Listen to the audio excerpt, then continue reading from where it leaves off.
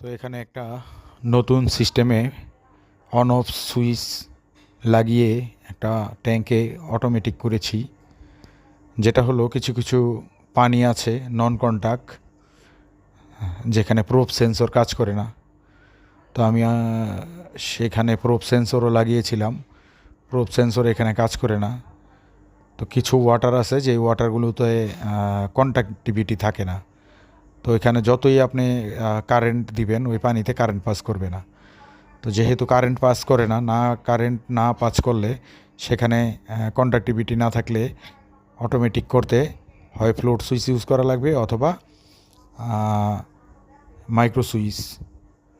যেহেতু এখানে level sensor কাজ করতেছে না, ইলেকট্রোড কাজ করতেছে না, সেহেতু এখানে আমি ফ্লোট সুইচ দিতে গেলে ফ্লোট সুইচটা ভালো কাজ করবে না।